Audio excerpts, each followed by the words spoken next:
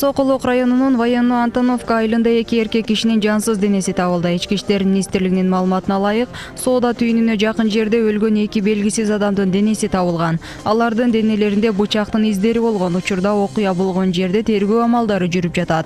Табылган адамдардын өздүгү тактала элек. Өлкө аймагында дагы бир өспүрүм өз жанын кыйды. Окуя Кара Суу районундагы Баш Булак айылында болгон. Анда 8-класстын окуучусу асынып алгандыгы айтылат. 2003-жылы туулган бул өспүрүм таежесинин колунда болгон.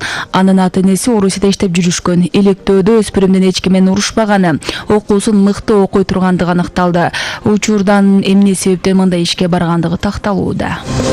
Казакстанда экинчи ирет кыргыз жарандары бар автобус суукта бузулуп, жүргүнчүлөр ара жолдо калды. Кызыл Ордо Павлодар жолунун 4-чакырымында автобус жүрбөй калгандыктан жүргүнчүлөр 1,5 саат анын ичинде олтурууга аргасыз болушкан.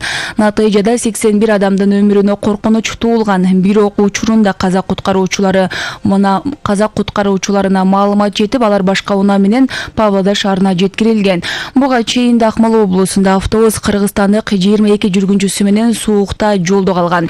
Ичиндегилер убактылуу түнөчү жылуу жайга жайгаштырылган. Мындай окуядан жапа чеккендер катталган жок. Өлкөнүн түштүгүндө көчү 3 балга жеткен жер титирөө катталды. Жер титирөө 25 январга караган түнү саат 2 чамасында Алай тоо кыркаларында катталган. Анын очогу Жайылма айылынан 10 чакырым түндүктө, Кашка суу айылынан 11 чакырым түндүк батышта, Каракабак айылынан 14 чакырым түндүк батышта, ошондой эле Кичи Алай айылынан 33 чакырым түштүк батышта жайгашкан. Калк жашаган аймактарда жер титирөөнүн күчү 2,5 балга чейин сезилген. Алдын ала маалымат боюнча жабыркагандар болгон жок.